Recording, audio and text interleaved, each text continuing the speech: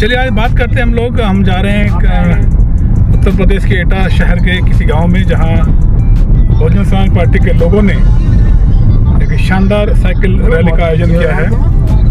तो हम जल्दी वहां पहुंचने वाले हैं, आपको दिखाएंगे कि बहुजन समाज पार्टी के लोगों की साइकिल यात्रा गांव-गांव जाकर किस तरह लोगों को जागरूक कर रही है और किस तरह लोगों में उत्साह लगातार बढ़ा रही है। इस पर हम लोग चर्चा करेंगे, पहुंचेंगे और आपको दिखाएंगे। आइए वेट करते हैं, चलते हैं।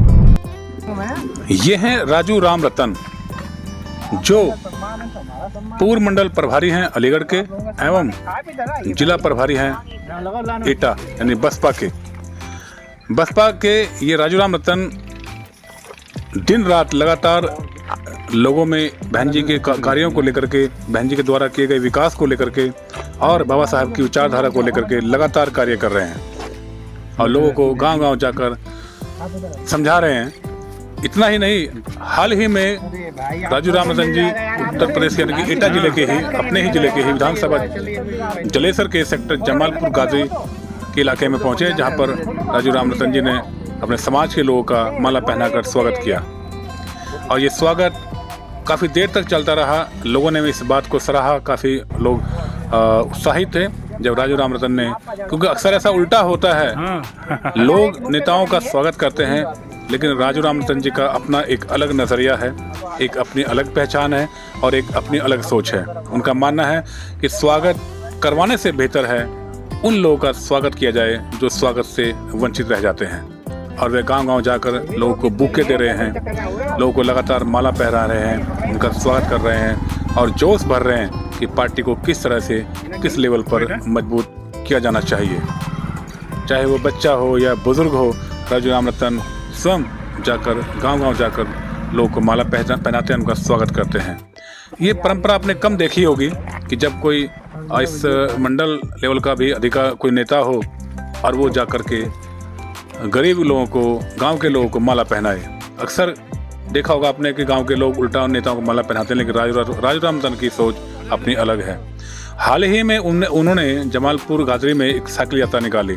जी हाँ, ये देखिए राजू राम रतन स्वयं साइकिल पर चल रहे हैं और उनके पीछे काफ़ी लोग हैं। हालांकि सिंगल दिखा दे रहे होंगे, लेकिन ये देखिए जो विकलांग हैं वो भी इस साइकिल यात्रा में खुश होकर शामिल हुए और लगभग 2 से 3 किलोमीटर ये यात्रा चली। और ये देखिए कैसे किस तरह कारवां राजू राम रतन जी लेकर चल रहे हैं, गांव-गांव में जा रहे हैं, लोगों को पार्टी की नीतियों के बारे में, पार्टी के कार्यों के बारे में लगातार जानकारी दे रहे हैं गांव-गांव जाकर। और अगर तमाम नेता इस तरह से मेहनत करेंगे तो निश्चित तौर पर बहुजन समाज पार्टी अपनी खोई हुई ज़मीन को बहुत जल्दी हासिल कर लेगी। जिस तरह से वो उत्तर प्रदेश में उन्होंने 4 बार मुख्यमंत्री रह करके देश का, उत्तर प्रदेश का विकास किया, वो जल्दी ही इसका विकास करेंगे। राजू राम रतन जब कहीं पहुंचते हैं तो देखिए किस तरह से बसपा के बारे में, बाबा साहब के बारे में, अपने महापुरुषों के बारे में लगातार नारे लगवाते हैं और गांव-गांव जाकर लोगों को बता रहे हैं, समझा रहे हैं और लोग भी उनके साथ लगातार जुड़ रहे हैं। ये बहुत अच्छी बात है कि छोटे-छोटे गाँव में भी जाकर राजू राम रतन लगातार लोगों को समझाते हैं ताकि पार्टी को जल्द से जल्द 2027 के लिए तैयार किया जा सके, लोगों को 2027 के लिए तैयार किया जा सके और बसपा की सरकार बने और बहन जी फिर से उत्तर प्रदेश का विकास उसी तर्ज पर करें जैसे उत्तर प्रदेश में बहन जी ने पिछली सरकार में किया। ये देखिए, अब बात पुरुषों की नहीं है, राजू राम रतन महिलाओं पर भी खास ध्यान देते हैं। उनका कहना है कि सब माताएं बहनें अपनी माँ बहनें हैं, उन सब का सम्मान भी उसी शिद्दत से और उसी उत्साह से होना चाहिए जैसे हम पुरुषों का करते हैं। देखिए बहनों के गले में बीएसपी के फटका लगाया जा रहा है, डाला जा रहा है और बहनें भी बड़ी खुश हैं, महिलाएं बड़ी खुश हैं। लोग बहुजन समाज पार्टी की टोपियां पहनकर, देखिए ये बहुत अच्छे संकेत हैं, टोपियां पहनकर लोग घूम रहे हैं और देखिए महिलाओं को फटके के साथ साथ गुलदस्ते भी भेंट किए गए ताकि उनको ये एहसास ना हो कि हम पुरुषों से कहीं कम हैं। देखिए सबको माला पहनाई जा रही है। ये बसपा की खास पहचान है, बसपा के कैडर से जो लोग जुड़े हैं उनकी खास पहचान है कि वह किसी को कम नहीं आती। बसपा सबको समान रूप से देखती है, सबको बराबरी का अंक मानती है, सबको बराबर देखती है। दूसरी पार्टी की तरह नहीं है कि महिलाओं को कम है तो पुरुषों को ज़्यादा है।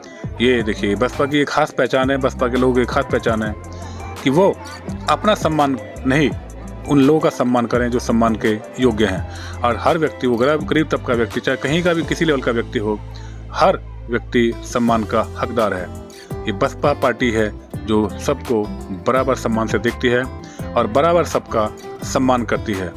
इसीलिए ये देखिए कैसे राजू रामचंद्र जी बुजुर्गों को भी गुलदस्ते भेंट कर रहे हैं ताकि लोग बसपा से जुड़ें, बसपा को मजबूत करें और जल्द से जल्द बसपा को। ये देखिए वृद्ध महिलाओं को भी राजू रामचंद्र जी ने माला पहनाई और उनका आशीर्वाद लिया।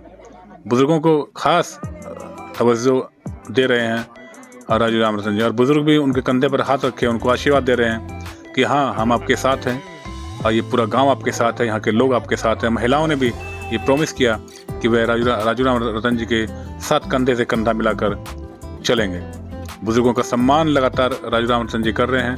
ये एक नेता की अच्छे नेता की खास पहचान होती है। आइए उन्हें गाँव वालों को क्या कहा, चलिए सुनते हैं। देश के प्रधानमंत्री के रूप में किसी न किसी भोजन को नहीं बिठा लेता हूँ और इस देश के सबसे बड़े प्रदेश के मुख्यमंत्री के रूप में परमादरणीय बहन कुमारी मायावती को अगर 27 में नहीं बिठा लेता हूँ तब तक मैं चैन से बैठने वाला नहीं हूँ। क्योंकि आप जब राशन पे भी कहोगे, गहने पे भी कहोगे, पैसे पे भी कहोगे तो आप अपनी बहन बेटियों के साथ के इज्जत के साथ खिलवाड़ करोगे। बात समझ में आ रहा कि नहीं? क्योंकि मानवर साहब ने कहा कि ये वोट जो है ये बड़ी बहुमूल्य चीज है। जिस तरह से आप अपनी बहन बेटी की सुरक्षा करते हैं उसी तरह से आप अपने वोट की कीमत को सुरक्षा करिए। गांव वालों से बातचीत करने के बाद राजू रामरतन फिर यहाँ से आगे चले और गांव के दूसरे और क्षेत्रों में लोगों से मिलने गए, जहां पर देखिए राजू रामरतन जी कैसे गली गली में घूम रहे हैं लोगों से मिलने के लिए, ताकि ज़्यादा से ज़्यादा लोगों को पार्टी के बारे में बताया जा सके, पार्टी से जोड़ा जा सके। और लगातार गली गली जाकर महिलाओं से, लोगों से, बुजुर्गों से लगातार राजू रामचंद्र आज हम सभी जिस गांव में आए, इसलिए सेक्टर गागरी जमालपुर है, बातचीत की तो उन्होंने अपने विचार कुछ ये विधानसभा जलेसर के अंतर्गत आता है एटा में। और यहाँ पर हम सभी का आने का उद्देश्य ये की है कि आगामी जो विधानसभा चुनाव है 2027 उसकी तैयारी, उसकी रणनीति के तहत हम लोग इधर आए हुए हैं। और आने वाला जो आगामी विधानसभा 2027 है उसमें हम बहुजन समाज पार्टी को धरातल पे मजबूत कर सकें, इसलिए परमादरणीय बहन कुमारी मायावती जी ने 16 जनवरी को, जब उनका जन्मदिन था 15 जनवरी के बाद 16 जनवरी को, ये दिशा निर्देश दिया है कि जितने भी जनपद के पदाधिकारी हैं, मंडल के पदाधिकारी हैं, वो सेक्टर वाइज जाकर के मीटिंग कैडर बैठक लगाएंगे। और उसके तहत हम लोग इधर आज एक नई शुरुआत किए हैं कि हम लोग जो गांव से गांव के बीच की दूरी है उसको पैदल चलेंगे अथवा साइकिल से जन यात्रा के रूप में निकालेंगे, जनसंपर्क यात्रा के रूप में निकालेंगे। तो आज हम लोगों ने लगभग 1.5 से 2 किलोमीटर साइकिल मार्च करके इधर हम लोग आए हुए हैं। और इधर आकर के हम लोगों ने एक बड़ी सी जनसभा भी करी है और बड़ी सी जनसभा में हम लोगों से यही आह्वान किए हैं कि बहुजन समाज पार्टी के हाथों को मजबूत करें और आने वाले समय में जो आगामी विधानसभा चुनाव है या नगर पालिका का जो चुनाव है, ये इन सभी चुनाव में बहुजन समाज पार्टी के उम्मीदवारों को अपना बहुमूल्य वोट दे और वोट दे करके भारी मतों से विजयी बनाए और 2027 में परमादरणीय बहन कुमारी मायावती जी को पुनः 5वीं बार मुख्यमंत्री बनाने का काम करें। क्या आने वाले वक्त में भी ये यात्रा जारी रहेगी?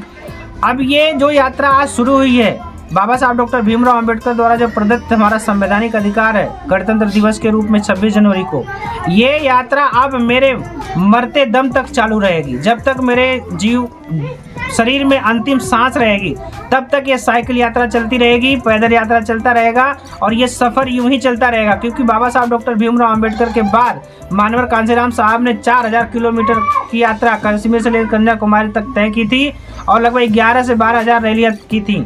तो उनके पद चिन्हों पर चलते हुए हम लोगों ने यह प्रण लिया है, मेरी पूरी टीम ने प्रण लिया है कि आने वाले समय में हम लोग इस पद यात्रा को, इस साइकिल यात्रा को मानवर कांशीराम साहब और बाबा साहब डॉक्टर भीमराव अंबेडकर के मिशन को समर्पित करते हुए अपने अंतिम सांस तक जी जान और तन मन धन संपूर्ण जीवन समर्पित करते हुए लगा देंगे।